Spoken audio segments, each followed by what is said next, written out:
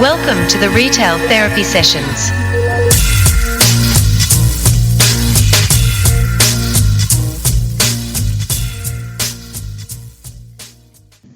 Kroger, Publix, Ingles, and Walmart Marketplace. You know, this is a good segue into something I'd like to talk about. And, you know, we do a lot of bitching about stuff and whatnot. But let's talk about, like, those employees that you work with that are just so fucking great. You know, that their attitude is always, and I'm not talking about the sticky sweet ones that nauseate you, just a great example of a great human being who their attitude is great all the time. They do the job to the best of their abilities. They're trying to help other people if they need help. Now, I don't know, Plain Tech, I know your organization is pretty big. Do you have a few of those? Oh, yeah. Yeah. I think one of the guys I work with, who's kind of over the crew, one of the most phenomenal people I've ever worked with. His attitude is absolutely amazing. He is always happy. He's always joking around, works his ass off, man. I mean, he is absolutely great. And he's the kind of guy that, you know, you should and you want to do whatever you can for. And he really takes it upon himself to try to keep everybody's spirits up or whatnot. He's not an ass kisser or anything like that. He's just a genuinely good dude who works really, really hard and, you know, keeps everybody motivated around them. And to be honest with you, I mean, I've had a lot of employees in my career. He is like one of a kind, man. I have never seen anything like this dude. And he's just an absolute joy to be around. And, you know, it's not like some creepy thing or whatnot. It's just a very natural, he's not acting. It's just who he is. And he's great at everything he does. And, you know, you want to work with this guy. And so, you got anybody like that where you're at, Hybrid? Not anymore, because it kept on refusing to raise the wages. A lot of my good team members left. Like, ooh. I want to say we have the lowest wage in the district for my store, even though it's the size of, it's one of the top 10 volume stores. Like, I want to say Mad Dog's old store, their average wage for their employees is $13 and something cents. Ours is $11. See, that's bullshit. Your average wage should be the same amongst chain unless you're factoring in, you know, cost of living, which nobody does anymore. But, you know, it only takes a little bit of time for somebody to figure out, well, this store over here pays 13 and we're only paying, yeah, that's bad.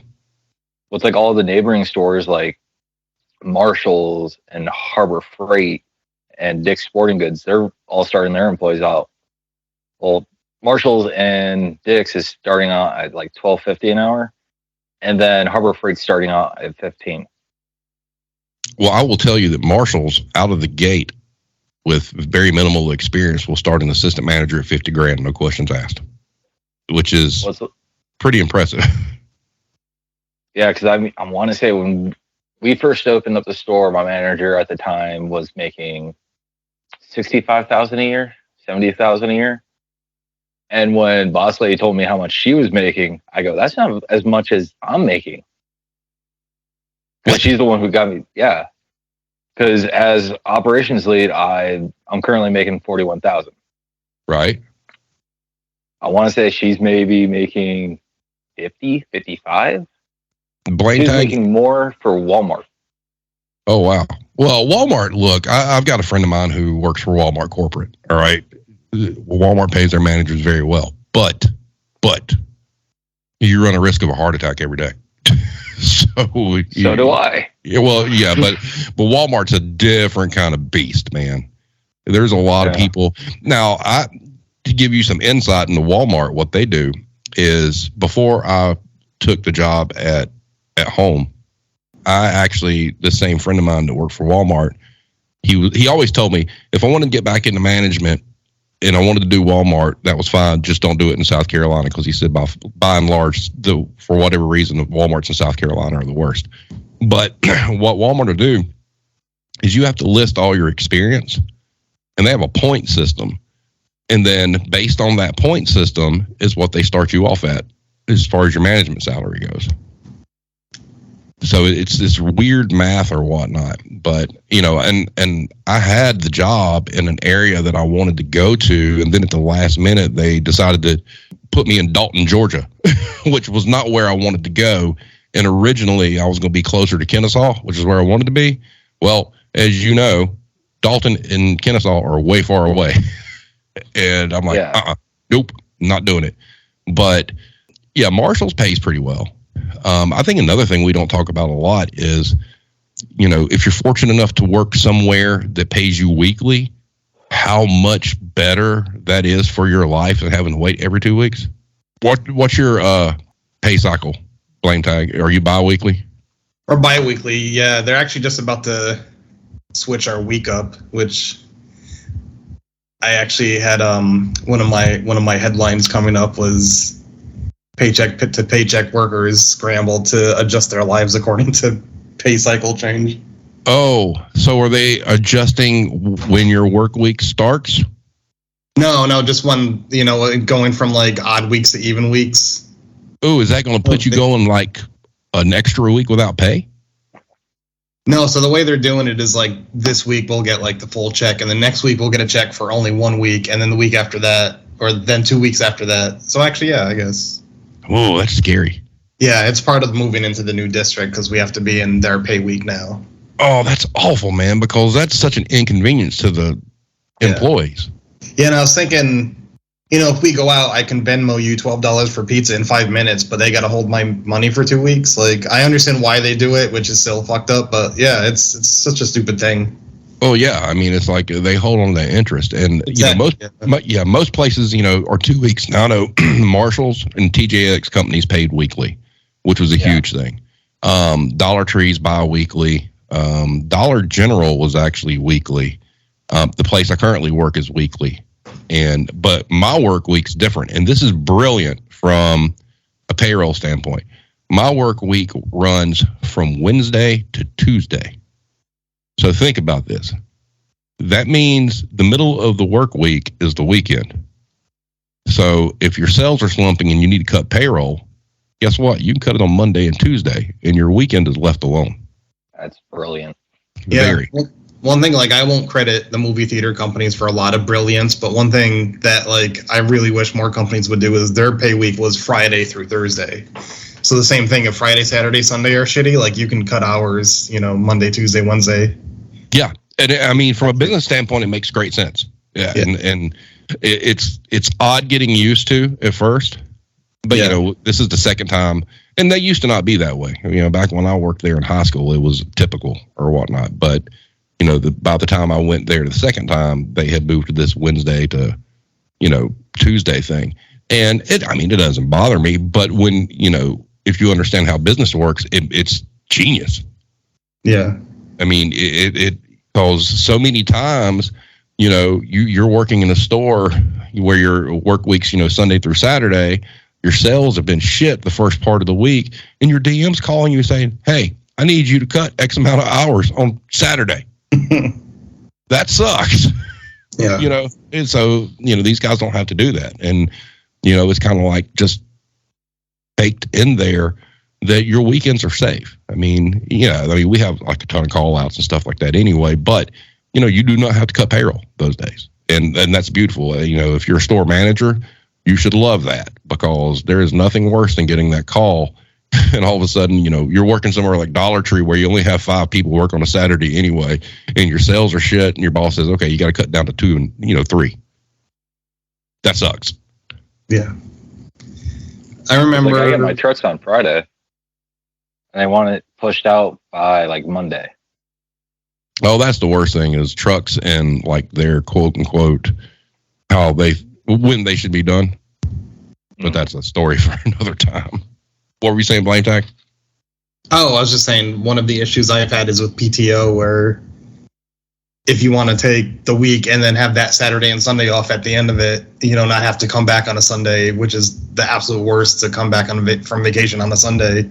You need to take that extra day at the end, or you need to take 4 days one week and then 1 day the next. It's always like a pain in the ass with the managers. And like, I just wish they'd, change that Friday through Thursday. It was so much easier. How many managers does that building have, man? Oh, I can't even count. Because, I mean, God, those things, do you know square footage on that by any chance? No, and you know what? They'd probably be pissed off at me for not knowing that, because it's like one of the things they're shame on you. About, yeah. I mean, those places are massive. I mean, I've only been to one, and that wasn't in Atlanta, all right? And that place is like ginormous. And I'm like, what the fuck? Yeah, like the one back home was like pretty small compared, but yeah, the one I'm at is one of the bigger ones. Like we have a full ass huge store. You're a department manager, is that right? No, I'm just a sales associate. I don't. Well, how many years you been there now? Almost 7. 7 years at one place is like an eternity. At least it feels that way. Yeah. I mean, shit. Some of the places I worked 2 years felt like an eternity. It's like, oh God, get me out. I'm about to die. I mean, it's just, I don't know. I would imagine you guys. How many trucks a week do you guys get? Oh, I don't even know. At least two every day. Damn. How many you get hybrid? Right now, it's like 1 a week, and then the next week we'll get 2 a week, and then back to 1. Like their idea of a half truck is like 30 pallets. Did Mad Dog ever tell you about the at-home trucks? No. Oh, Jesus Lord. Okay, so that dumbass company, all right, they used to brag to their shareholders about they ran a lean payroll model. My building, and Mad Dog worked there, was the size of like a full-bore Walmart. I mean, this thing was fucking massive, all right? We only had 25 people on staff. That was it. And the way our trucks worked were they were drop shipments. You were supposed to have that entire truck done in 48 hours. But here's the kicker. Those trucks are packed from front to back, ceiling to floor, no pallets. So you have to use rollers, pull boxes off, have this quote unquote team of people separate, take everything out of the box and load it on these shitty ass carts. Now, what would happen is you weren't allowed to take in another trailer unless the trailer you had was empty. Okay? Which makes sense. We were getting trucks like on Monday, Wednesday, Friday. All right. But then they would do stuff like, oh, the holidays are coming. You're going to get a truck on Monday. All of a sudden, you've got a truck coming on Tuesday. Your DM is calling you saying you have to take the truck. So the truck that you still have remaining from the day before, you have to pull everything off and chunk it on pallets.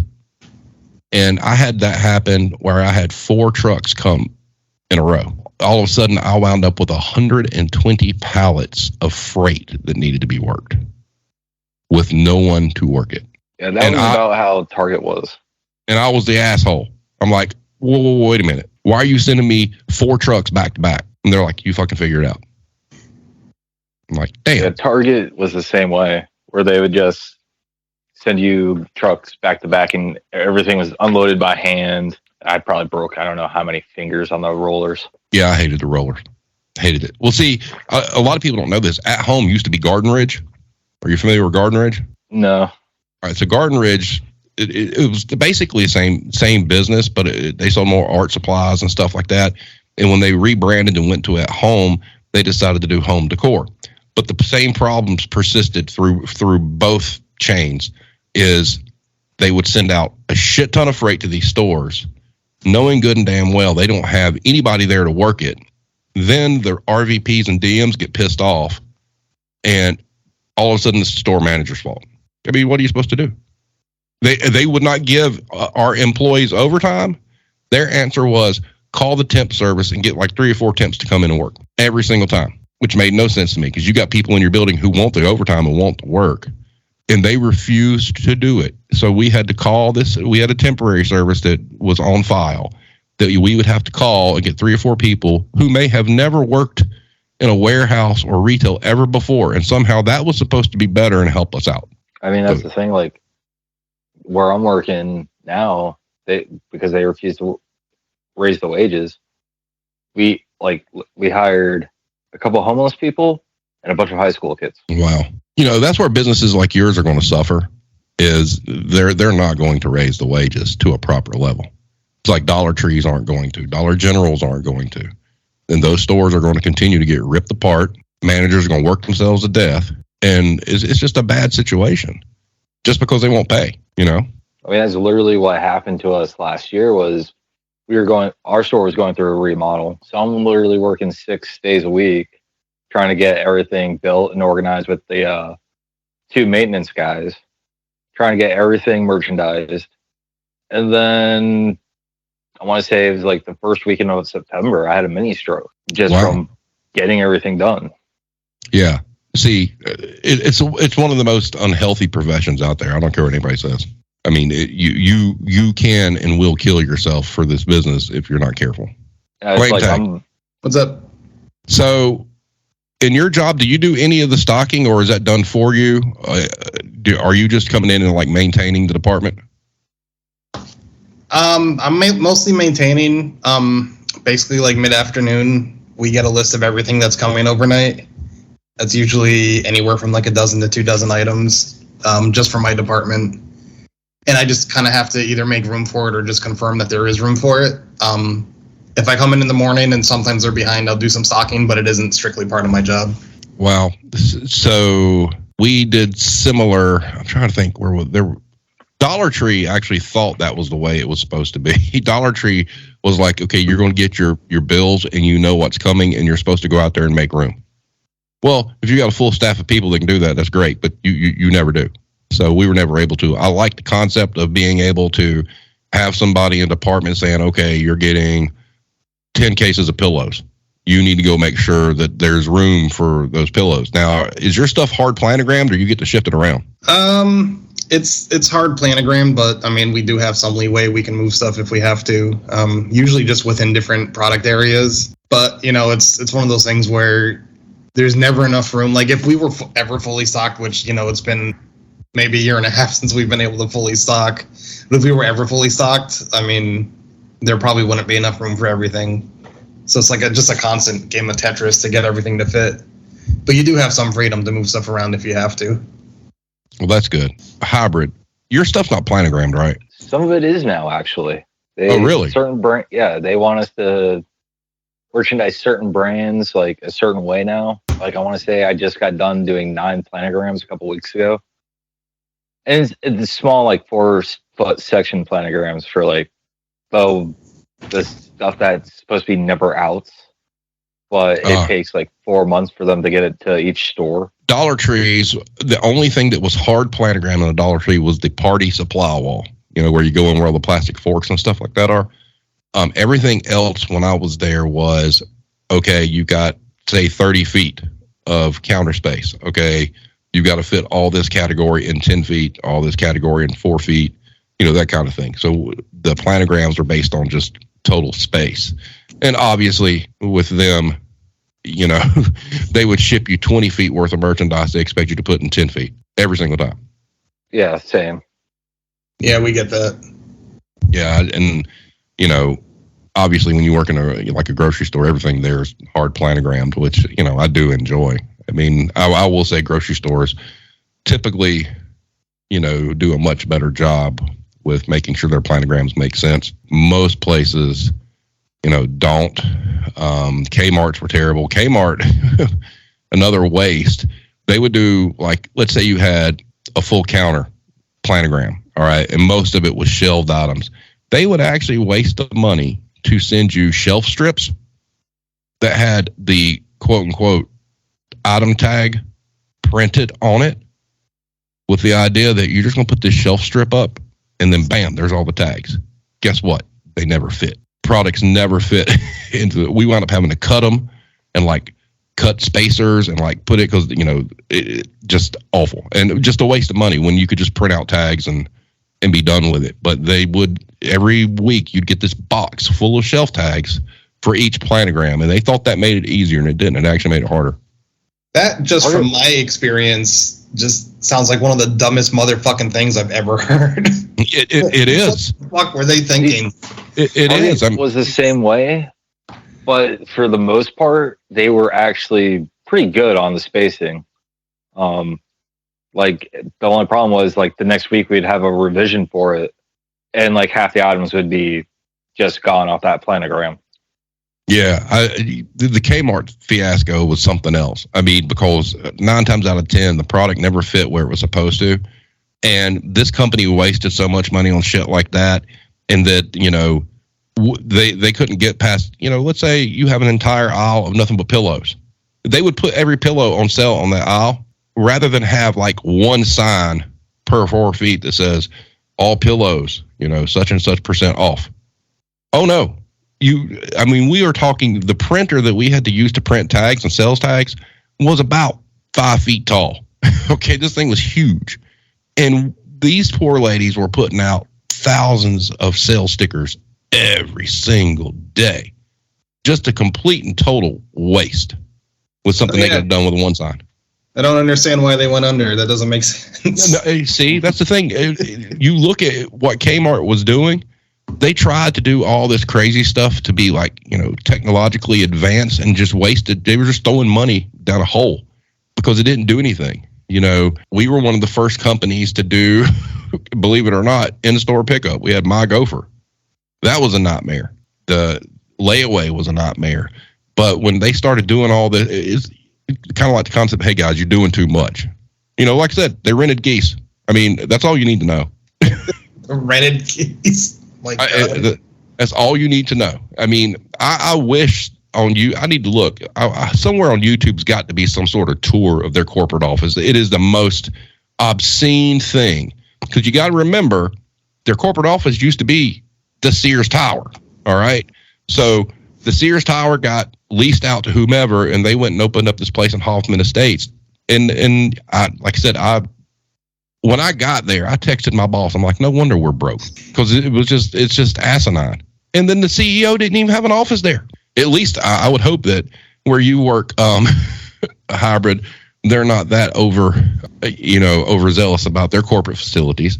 But I mean, this was just something. And then where you work, Blame Tag, they probably are, but they're foreign. So I'd have to look into that. I actually don't even know what their corporate facilities are like. Just I don't even know why this thing existed. I mean, I don't, you know, and I feel sorry for the people that work there. I mean, because I think now we're down to one Kmart left, and you know, this building. I mean, it was a marvel of construction, but it's like you're looking at it, and you're like, well, no wonder we're ranked, you know, last in all of retail for amount of money spent per square foot on store improvements, because it's all here. And it was a great place. I mean, I'm not gonna lie. I mean, it was pretty awesome. But you know, when you're working in a store and you've already came through several situations where there were managers that were quote unquote getting laid off because their stores got shut down, and Kmart was quote unquote losing their severance packages. And that really happened, by the way. Yeah, I can't imagine like your workers are making sub-living wages, people are getting laid off and shit, and then just hearing that the company you work for rented geese. Oh, dude. I'm going to look today and see if I can find. There's got to be some sort of video of their cafeteria. It was the most ridiculous thing I've ever seen. I mean, when I walked in, it was kind of like how you feel if you were a child and you walked into Wonka Land the first time. You just look around and you're like, holy shit, what is this? And honest to God, just about any ethnic food you wanted, they had an individual restaurant in like each little area, and you could go get it. And the food was good. They weren't hiring like shitty cooks. That's for damn sure. And they did have like some restaurant there that was like some real big uppity restaurant that was really, really expensive. Nobody, you know, none of us ate there because we weren't going to pay that, because, you know, Kmart wasn't exactly giving us, you know, a per diem. They just figured, hey, we've locked you in our tower and you can eat here. So, I mean, it was nuts. And I mean, and they shuttled us around in buses. Like we can't get, you know, new shelves, but you just throwing money away. And at home was the same way. When, you know, if you look up the Gaylord Texan out in Texas, that's where they sent us twice. And, you know, there again, when they cut our payroll real bad, I mean, like real bad, like we were getting phone calls from our DM apologizing how much they were cutting our payroll. And I asked, I'm like, well, can they not cancel the store manager retreat and take that money and put it into payroll? Oh, no. No. And of course not. But I mean, it was open bar. I got to watch some people make some fools of themselves, so that was fun. That's good. I mean, I will say this, though. The CEO was pretty nice. I mean, he literally would come around and shake your hand and talk to you for a second. He was not like, he mingled in the crowd. It was one of those situations where nobody ever let him know what was going on in his stores. He didn't know. He had no clue. Super nice guy. But, it is what it is. Closing comments, anything anybody has to say. It doesn't even have to be on any particular topic. So, because we're sitting at like an hour or two. Hybrid, I will say this. The moment that you exit that place, I think that's the moment we need to have an episode with you and Mad Dog on at the same time. Oh, definitely. Oh my God, that will be one for the fucking ages. I could probably get Boss Lady to come on too. Oh, that'd be great. Yeah, because I know she actually had an interview today. Oh, nice. Well, you keep me posted on that, because once y'all free, we're going. And honest to God, that's gonna be one of those. Here's Hybrid. Here's Mad Dog. And if Boss Lady's there, I'll be like, okay, tell us about your experience at this company. And I'm just gonna sit back and drink and let y'all go. Because that'll be a good one. That'll be a really good one. Flame Tag, you got anything? I don't know if I have any closing arguments. I'd like to get my friend Nightmares in store on one of these calls. Yes. I've been trying to get her in the community for a while. So what's her story? She's one of my friends from like way back. Like I've known her for a while, and she just got a job in like earlier this year, self-storage, and she has a lot of crazy stories about that. Like, people trying to skip out on paying. People, I guess, like, will hide stuff in vacant units and put their own locks on it, and then they can't rent those units out because it's locked. Like, stuff like that. Like, she's got a lot of weird stories. Oh, I bet there's some crazy shit there. I bet there are people that live in those things, too. And, I think I asked her about it. I don't remember if she said that happens or not. Yeah, that would be a good one. Actually, here where I live, there was a story of a guy who was renting out a place in a storage unit and sleeping there, because it was cheaper than rent.